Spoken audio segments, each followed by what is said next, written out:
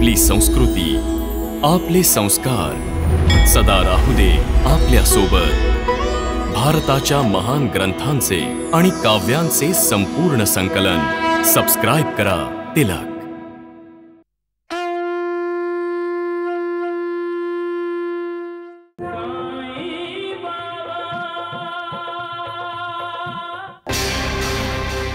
बंटू बेटा, बस बेटा बस।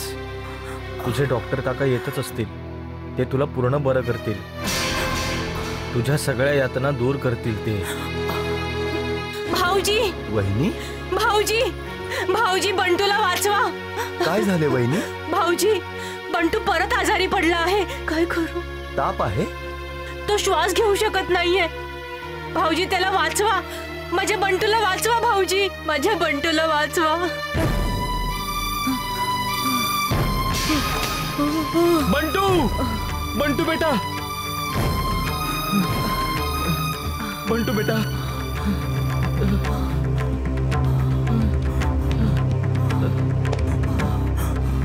मी काय करू बेटा, ज्याने तुला त्रास होणार नाही बेटा। या बंटू, राजाराम बघ, बंटू, बंटूची तब्येत खालावत चालली आहे राजाराम। दादा, अजिबात काळजी करू नका, मी आलो आहे आता, बंटू एकदम ठीक होईल। कधीपासून होते आहे हे? रात्रभर असाच तडफडत राहिला। मी याला इंजेक्शन देतो, तरच ह्याला आराम पडेल।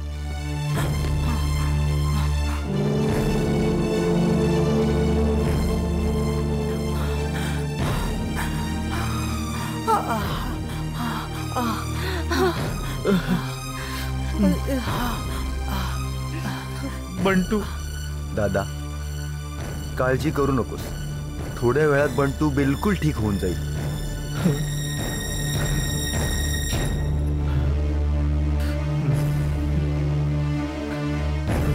श्यामा, असं वाटतंय की नाशिकच्या मालेगाववरून वादळ इकडे येणार आहे। साईनाथ, कसलं वादळ? बंटू आजारी आहे म्हाळसापती। बंटू? अच्छा, तर काय त्याची चिंता करताय तुम्ही? त्याला दमा आहे श्यामा, श्वासाचा आजार आहे त्याला। तर काय आपण त्यासाठी इतके चिंतित आहात? त्याची जीवनरेषा संपणार आहे का? अंत तर प्रत्येकाचा निश्चित आहे श्यामा, तुझा, म्हाळसापतीचा आणि माझाही। हे शरीर आहेत नाशवंत, पण तुम्ही तर मृत्यूच्या पलीकडे आहात साईबाबा। कोणतंच शरीर मृत्यूच्या पलीकडे नाहीये श्यामा। हा, ज्याला तू आणि सगळे साईबाबा म्हणतात, तो सुद्धा मृत्यूच्या अधीन आहे। साईनाथ, आज आपण असे का बोलताय? कोणतं वादळ आणि कोणत्या मृत्यूबद्दल बोलत आहात आपण? सबका मालिक एक है।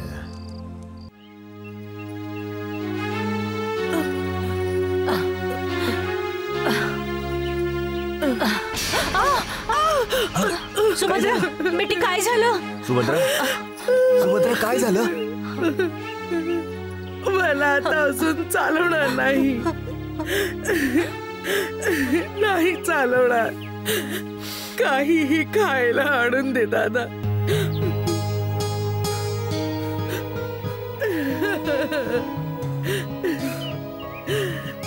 आपण शकुंतला वहिनीला कितीतरी वेळा उपाशी ठेवलंय, मला माहितीये।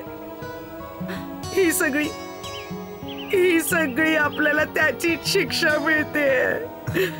कोंडाजी बेटा, आम्ही मायले की इथेच बसतो, तू जाऊन काहीतरी खायला घेऊन ये, कुठूनही काहीही खायला आण।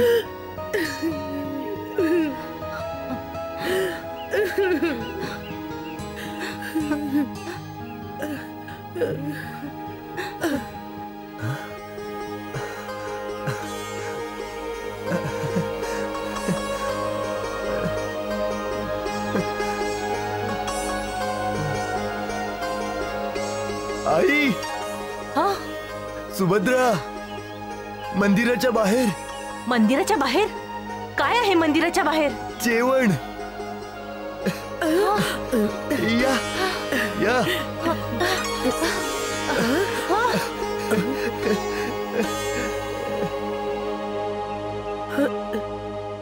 पण दादा, तिथे तर भिकारी बसले आहेत दादा. त्यांना खायला मिळतंय, आपल्याला पण खायलाच पाहिजे. पोट भरण्यासाठी भिकारी होऊन जाऊ. चल.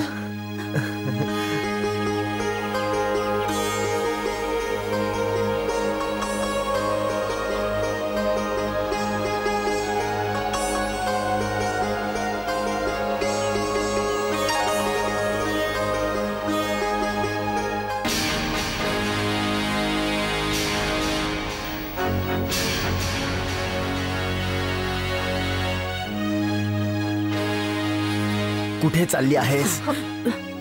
दादा, ते गोपाळ दादा आणि शकुंतला वहिनी.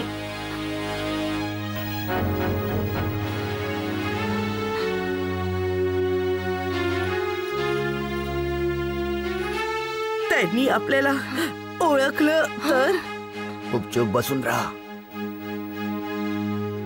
इतक्या दिवसांपासून आपण नांदेड मध्ये फिरतोय, काही काम नाही मिळालं. खिशात एक पैसा पण नाहीये. पोटाचे आतडे सुकत चालले. खायला समोर दिसत असताना ते सोडून जाणं म्हणजे माहित नाही ह्यानंतर जेवण मिळेल न मिळेल. असं करा, तुम्ही दोघी पदर पुढे घेऊन मान खाली झुकवा. जेवण समोर बघून मी खाणं सोडून जाणार नाही.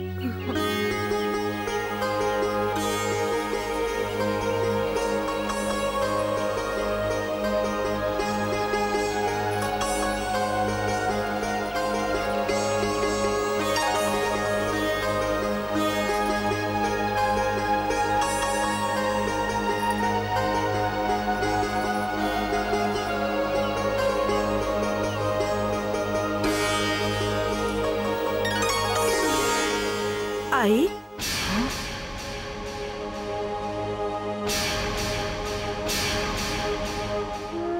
तुला अचानक आईची आठवण कशी आली शकू? त्यांचे हात बघा ना, अगदी आईसारखे आहेत.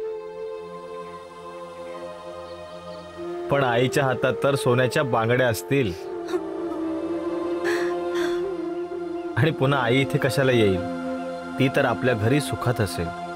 साई बाबा, कृपा करा की सासूबाई, नणंदबाई आणि भाऊजी नेहमीच आनंदात राहावेत. त्यांच्यावर कोणतंच संकट येऊ नये. दुसरा मडका कुठे ठेवून आलीस? ते आई फुटून गेला. अरे तू का नाही तुटून गेलीस? नाही, तुला तर हे नुकसान भरून द्यावंच लागेल. आज तुला जेवायला नाही मिळणार, समजलीस? जाऊन भांडी घास जाऊन. महाभारताच्या युद्धात भगवान श्रीकृष्ण अर्जुनाच्या रथाचे सारथ्य करत होते.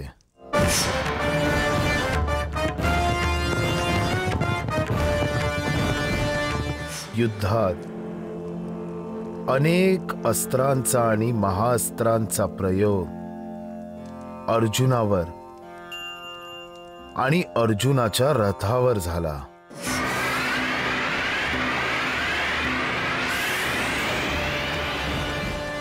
पण जेव्हा युद्ध संपलं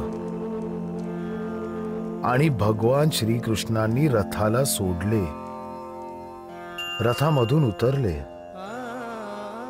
त्यावेळी रथ जळू लागला आणि जळून राख झाला.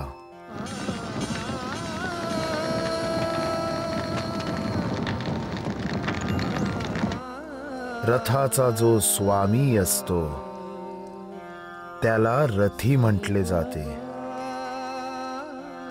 महाभारताच्या युद्धात भगवान श्रीकृष्ण रथी होते. आपले शरीर सुद्धा एक रथ आहे आणि ज्याचा स्वामी अशरीरी आत्मा आहे. आपल्या शरीरावर आजाराच्या रूपात अस्त्रांचे आणि महाअस्त्रांचे आक्रमण होत असते. पण जेव्हा आत्मरूपी रथी आपलं शरीर सोडून देतो तेव्हा आपले शरीरही अर्जुनाच्या रथासारखे बेजान होऊन जाते.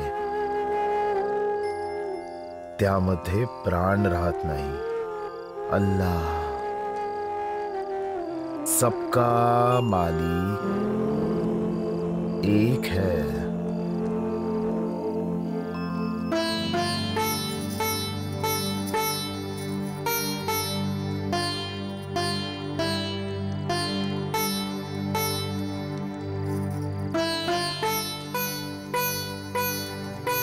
साईनाथ, आजकाल आपले बोलणे गूढ वाटू लागले आहे. असं वाटतंय जसे उदाहरण देऊन आपण काही वेगळं सांगू इच्छिता. हो, हे रथी आणि रथ कोणासाठी सांगितले आपण? अल्लाह.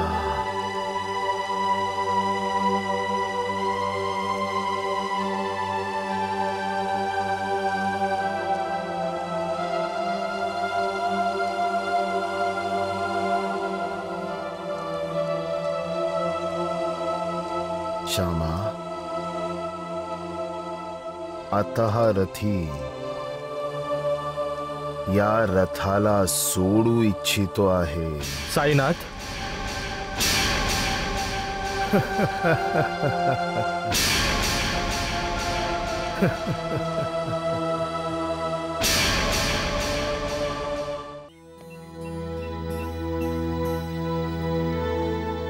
काय ग शकुंतला बेटा, तू जरा उदास दिसतेस मला. हिला आमच्या कुटुंबाची आठवण येते आहे. थकून गेली असेल. गोपाळ, तू हिला टांग्यातून घेऊन घरी जा. हा, आराम करू दे तिला. हो.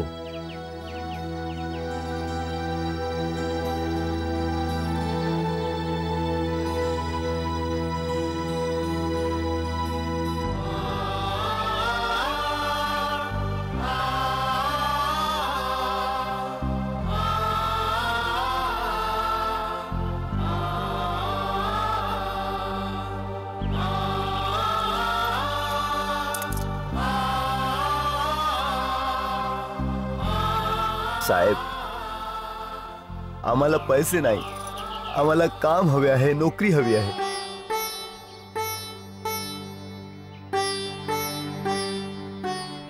ही माझी आई आहे आणि ही बहीण.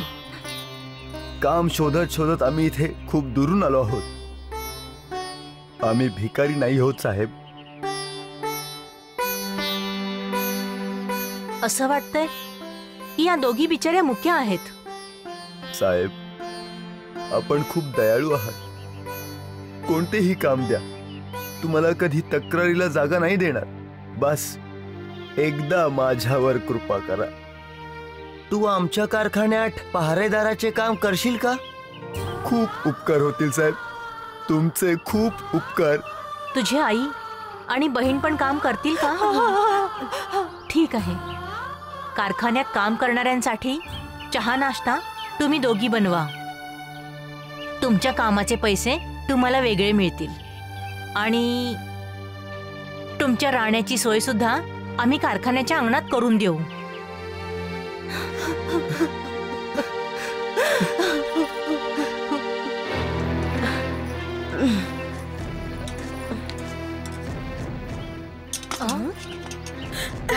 साई बाबा, साई बाबा, साई बाबा. अरे, ही तर चिंगी आहे ना? होय, तिची आई आजारी. साई बाबा, माझ्या आईला वाचवा. साई बाबा, ती खूप आजारी आहे. वैद्यांनी सांगितलं ते माझ्या आईला नाही वाचू शकणार. तुम्ही वाचू शकता साई बाबा. वाचवा माझ्या आईला, वाचवा माझ्या आईला साई बाबा. चला आमच्या घरी साई बाबा. ते बघा साई बाबा, वैद्य बुवा आमच्या घराच्या बाहेर आलेत. आई आई आई चिंगी चिंगी आई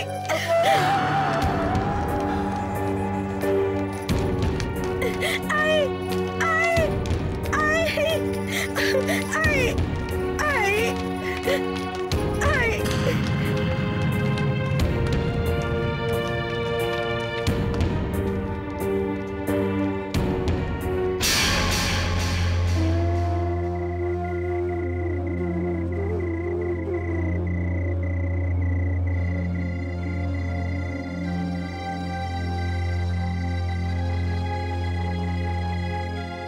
राम राम राम.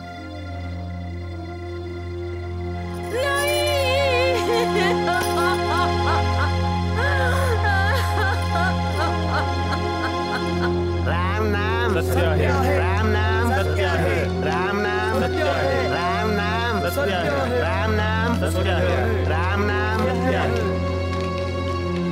राम राम सत्य आहे. राम राम सत्य आहे. राम राम सत्य आहे. राम राम सत्य आहे. राम राम सत्य आहे. आई माझी आई आई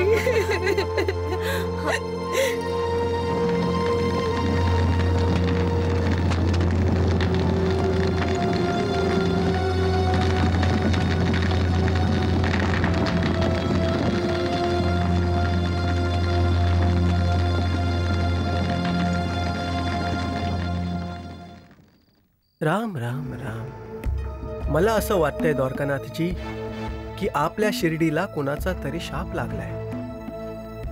दररोज कोणा ना कोणाचा तरी जीव जातोय शिर्डी. आणि मला ह्या गोष्टीचं वाईट वाटतंय की मी वैद्य कुलकर्णी कुणाचाच जीव वाचवू शकलो नाही. वैद्य बुवा तुम्ही बरोबर बोलताय. तुम्ही तर वैद्य आहात, औषध काम नाही करत, तर त्यात तुमचा काय दोष? मला तर संताप त्या साईबाबाचा येतोय.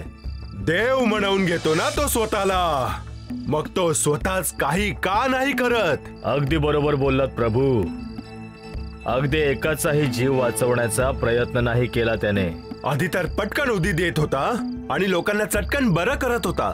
लोक तर तेव्हाही हेच समजायचे आणि आजही तेच समजतात की त्याच्या उदीमुळेच ते बरे होतात. मग कुठे गेली आता त्याची उदी?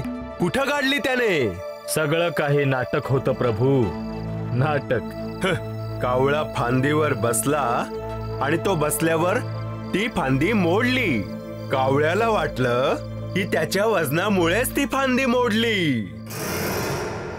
त्या बिचाऱ्या चिंगीने सगळ्यांसमोर त्या साईबाबाचे पाय धरले. किती रडली, किती ओरडली, किती आकांत केला. मग वाचवलं का तिच्या आईला या साईबाबाने? मला तर खरंच हे कळत नाहीये वैद्य बुवा की हे शिर्डीचे लोक गप्प का बसलेत. देव समजतात ना त्याला, मग प्रश्न का नाही विचारत त्याला? उत्तर पाहिजे तुला? नाही देत उत्तर. निघा इथून, जा, निघून जा इथून, जा जा. अहो निघा इथून. तुम्ही स्वतःच तर मला शिर्डीला बोलावलं आणि आता निघून जायला सांगताय? हो, मी निघून जायला सांगतोय. जा, निघून जा इथून, जा, निघून जा इथून, जा साईबाबा, जा, निघून जा, निघून जा इथून. नाही साईबाबा, नाही, आम्ही नाही जाणार. हा, कसे नाही जाणार? माझ्यावर हुकूम चालवणार आता तुम्ही? माझ्याकडे नका येऊ.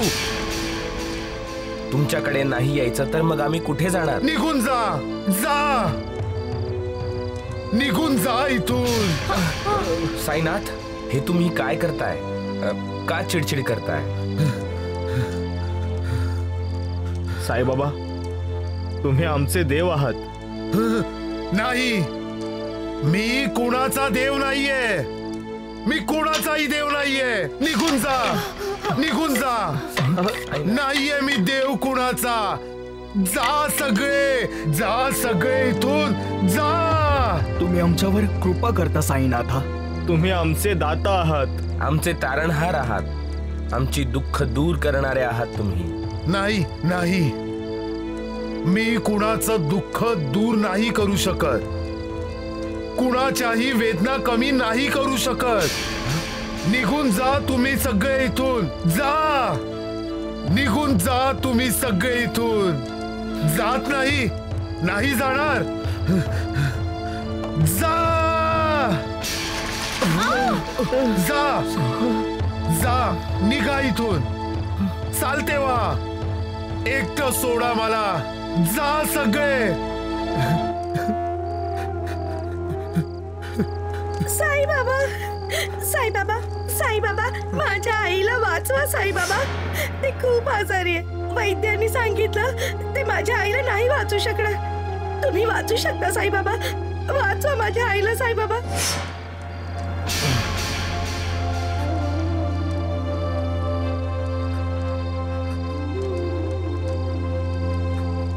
नाही, माझ्याच्यानं सहन नाही होत आता. लोकांची दुःख दर्द मी पाहू नाही शकत. नाही पाहू शकत मी लोकांचे अश्रू. जर मी दुसऱ्यांचे त्रास दूर नाही करू शकत तर मग मी जिवंत का आहे?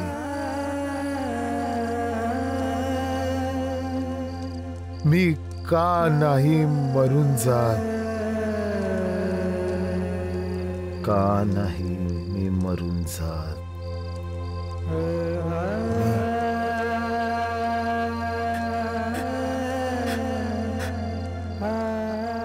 सबका मालिक एक. साई बाबांची असेल ज्यांच्यावर दृष्टी, सुख आणि प्रसन्नतेने भरून जाईल त्याची सृष्टी. किती विलक्षण गोष्ट आहे दासगणू. की एक काळ होता जेव्हा मी शिर्डीला जायला नको म्हणायचो, आणि आता असं वाटतं की सारखं सारखं शिर्डीला जाऊ आणि साई बाबांचे दर्शन घ्यावं. मग तर नोकरी सोडावी लागेल तुम्हाला. दासगणू, एक गोष्ट माझ्या लक्षात नाही येते की साई बाबांनी तुम्हाला नोकरी सोडण्याचा आदेश दिला, मग मला का नाही?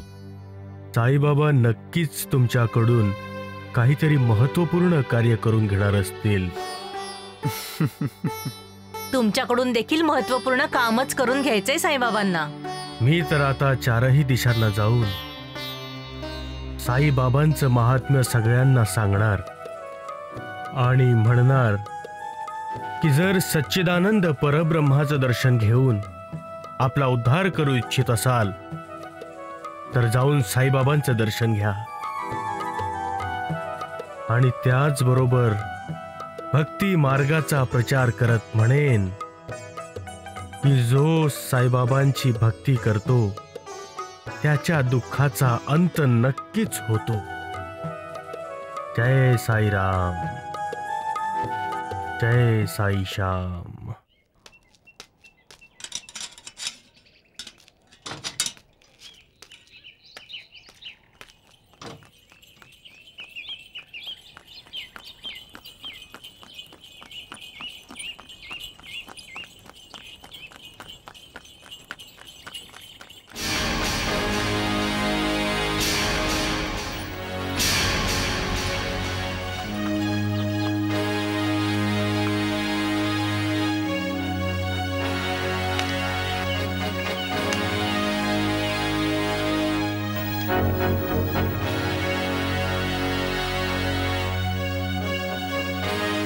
गोपाळ इथे? हो आई, मी माझ्या या डोळ्यांनी गोपाळा टांग्यातून उतरून रतनजींसोबत कारखान्यात जाताना पाहिलंय. मग तर शकुंतला वहिनी पण आली असेल. मी माझ्या बरोबरच्या चौकीदाराला विचारलं तर तो म्हणाला की रतनजी गोपाळ आणि शकुंतलेला आपल्या मुलांसारखं समजतात. ह्याचा अर्थ असा आहे की ते दोघ जण आपले मालक बनले आहेत. बस एवढंच पाहायचं बाकी होतं अजून आपल्या नशिबात. मी गोपाळला भेटून त्याची माफी मागून टाकतो आई. नको, गोपाळ आपल्याला कधीही माफ करणार नाही. कसा करेल आई? आपण किती अपमान केला शकुंतला वहिनीचा. त्याला जर आपल्याबद्दल जरा जरी कळलं तर तो आपल्याला नोकरीवरून काढून टाकेल. हा गोपाळ, हे नका विसरू की तुम्हाला दोघींनाही ते सगळे मुक्या समजतात. हा हा, दरवाजा उघड.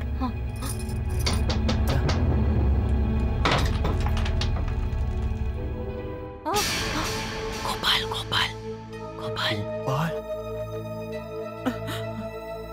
गोपाळ गोपाळ.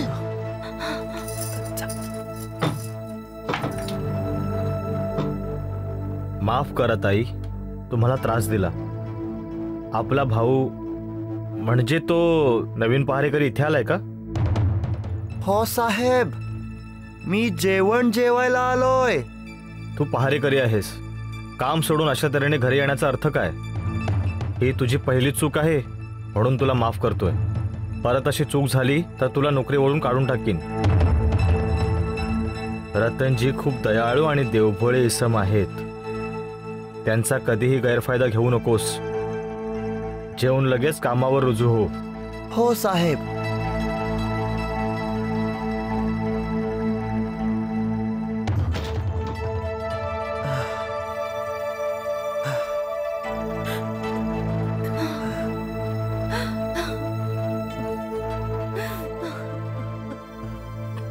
माझा धाकटा भाऊ माझ्या समोर उभा होता, पण लाजेने मी इतका अर्धमेला झालो होतो की त्याला आपलं तोंडही दाखवू शकलो नाही.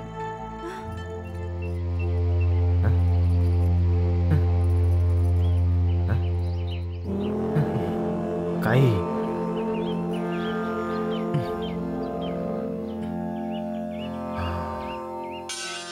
काही अरे श्यामा, महाळसापती, सगुण, रेणुबाई, राधाकृष्ण, तुम्ही सगळे लोक इथे का बसलाय? चला चला चला, द्वारकामाईत जाऊया. चला. अरे ही माधवरावांची पगडी कुठे गेली? बास साईबाबा, बास बास, खूप झालंय नाटक. अरे आधी आपल्या हाताने स्वतःच माझी पगडी फेकता आणि मग स्वतःच विचारता की पगडी कुठे गेली. वाह, आधी मारायचं आणि मग फुंकर मारायची. अरे अरे अरे अरे, हा श्यामा तर एखाद्या मुलासारखा रुजतोय. आपल्याला काय झालं होतं साईनाथ? तुम्ही इतके क्रोधित का झाला होतात? माझ्याकडून चूक झाली महाळसापती. जे झालं ते विसरून जा. घ्या आता आणखी एक नाटक. श्यामा, मी तुला रुसून नाही देणार, कारण मी तुला कधी नाराज करूच शकत नाही. खोट. शेवटी 72 जन्मांचं नातं आहे आपलं. म्हणूनच कधी रागावता, कधी पळून लावता, कधी पगडी फेकून देता. हो हो हो, रागवीन सुद्धा, पळवून सुद्धा लावीन. का रागवण्याचा हक्क फक्त तुलाच आहे? हा,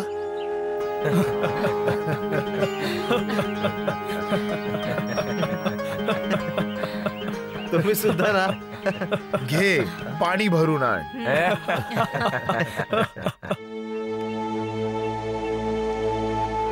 साईबाबांच्या मनात काय आहे? असं का वागतायत ते आजकाल? काय संकेत देऊ पाहताय? काय संदेश द्यायचा आहे त्यांना?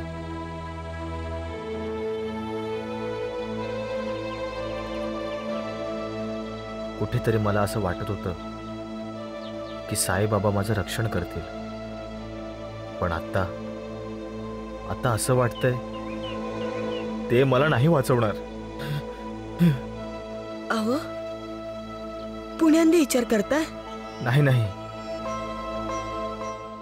मी विचार करत होतो की कोणीतरी साईबाबांना विचारलंच पाहिजे, काय ते असं का वागले असतील. मी विचारीन. साई माझं पोरग आहे, तो माझ्यावर नाही रागवणार. खरंच. महाळसापती ह्याची पगडी तर बघा. अहो, मान दुखायला अरे, लागले. मान सरळ का नाही ठेवत? अगो बाई, हे काय? आई, साई बाळा, यांच्या बरोबर गप्पा मारायला तुझ्याकडे येळ आहे आणि त्या चिंगीच्या आजारी आईला भेटण्याकरिता तुझ्याकडे येळ नाही. काय झालं बाईजाबाई, आज रागवलेल्या दिसताय? का रागवली नसेल म्या? का नाही? मला राग नाही का येणार? जेव्हा शिर्डीचे लोक माझ्या साईच्या विरुद्ध बोलतील, बरं वाटेल का ते मला ऐकून? जेव्हा लोक माझ्या मुलाकडे बोट दाखवून बोलतील, बरं तर आम्हालाही वाटत नाही बायजाबाई. अरे लोक तर इथपर्यंत बोलतात साई बाळा की तू शिर्डीच्या लोकांना कधी वाचवलंच नाहीस. मी तर हे म्हणते की तू सगळं पाहूनही न पाहिल्यासारखं करतोयस. का असं का केलं तू साई बाळा? बोल का? बाबा, काय बाबा? साईनाथ, बाबा, बाबा, साई बाबा, साई बाबा, साई बाबा, साई बाबा, काय झालं साईनाथ? बाबा, साई बाबा, बाबा, बाबा, साईनाथ, साईनाथ, साई बाळा, साई बाबा, बाबा, बाबा, बाबा, साईनाथ, अरे साई बाबा, तुमच्या खोकल्यातून रक्त. हे काय? साई बाळा, अरे बाबा, आपली तब्येत ठीक नाहीये. चिंगीच्या आईची पण ठीक नाहीये. महाळसापती, तिला रक्ताचा आजार होता. मी बघितलंय, जेव्हा ती खोकायची तेव्हा तिच्या खोकल्यातून रक्त यायचं. साईनाथ,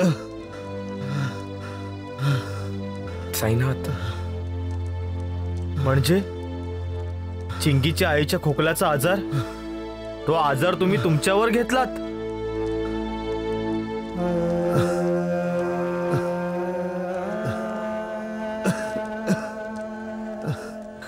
दमयंती बाईंचा पती ऐकले महामारीने गेला. त्याला साथीच्या रोगाच्या गाठी यायच्या. त्या महामारीच्या गाठी तर तुम्ही तुमच्यावर तर नाही ना घेतल्यात? सबका मालिक एक है. अरे हात वर करा, आपण हात वर करा तुमचा, बघू द्या मला. साईबाबांच्या काखेत गाठ आहे. बाबा, हे तुम्ही काय केलंत?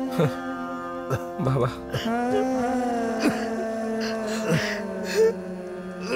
हे तू काय केलं साई बाळा? मी तर माझ्या भक्तांचं, त्यांच्या दुःखांचं, त्यांच्या वेदनांचं ओझं हलकं करण्याचा प्रयत्न केलाय आई. चिंगीच्या आईच्या खोकल्याचा आजार, दमयंती बाईच्या नवऱ्याच्या महामारीच्या गाठी आणि बाकीचे आजार माझ्यावर घेऊन त्यांच्या मृत्यूचा भार हलका करायचा प्रयत्न केलाय आई. ना मी त्यांना पाहूनही न पाहिल्यासारखं नाही केलंय आणि नाही मी कधी माझ्या आजारी भक्तांना अवहेरलंय. माझं त्यांच्याकडे लक्ष होतं आई. जसं आई आपल्या मुलावर लक्ष ठेवून असते तसं मी माझ्या भक्तांवर लक्ष ठेवून असतो. त्यांच्या दुःखाची पीडा मला होते आई. जेव्हा ते तळमळतात तेव्हा त्याचा त्रास मला होतो. पण मी माझ्या मनाच्या यातना कोणालाही सांगत नाही. मी सगळ्यांवर करुणा तर करू शकतो, पण त्यांच्या कर्माचा हिशोब मी नाही बदलू शकत. चिंगीने जेव्हा माझे पाय धरले तेव्हा मी आतल्या आत खूप रडलो आई, खूप रडलो. कारण मला माहिती आहे की आईशिवाय मुलांचे काय हाल होतात ते. आईच आपल्या मुलासाठी त्यांचा गुरु, त्यांची मार्गदर्शक, त्यांचा देव असते.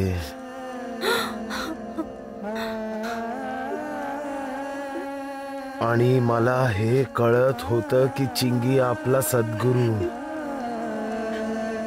आपला भगवंत, आपली आई गमावणार आहे आणि मी तिच्यासाठी काही करू शकत नव्हतो. मी असहाय्य होतो आई, मी असहाय्य होतो. का असहाय्य होतास? का तू चिंगीच्या आईला नवजीवन देऊ शकत नव्हतास? नाही आई, नाही. मी कोणालाच नवजीवन नाही देऊ शकत, कारण त्या प्रत्येकाचा कार्यकाळ समाप्त झाला होता. जन्म आणि मृत्यू पूर्वजन्मीच्या कर्मावर अवलंबून असतो. यात तो स्वामीही काही बदल घडवून आणू शकत नाही. सूर्य आणि चंद्राचा आपल्या आपल्या स्थानी उदय होत असतो. तो जगत नियंता हे बदलू शकतो का? नाही आई, नाही. जर त्याने ते केलं तर त्याने स्वतः निर्माण केलेल्या सृष्टीत गोंधळ उडेल. आपण केशवला नवजीवन दिले होते साईनाथ.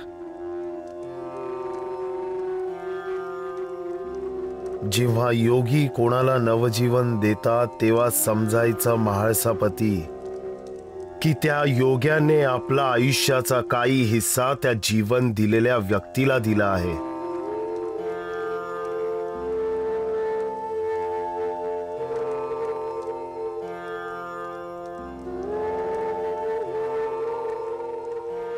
आता विचार करा, या जन्मात आयुष्य वाढवून नवीन जन्मात आयुष्य कमी करण्याचा परिणाम काय होऊ शकतो म्हाळसापती? तो तर जन्म मरणाच्या चक्रात केलेला हस्तक्षेप ठरेल. नाही, मृत्यू अटळ आहे आई, त्याला कोणीही टाळू शकत नाही. मी सुद्धा नाही.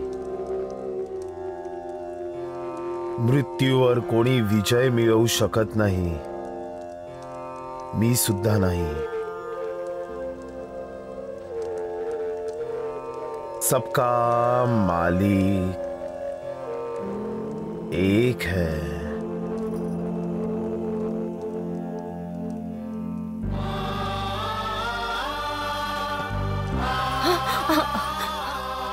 बंटू, बंटू,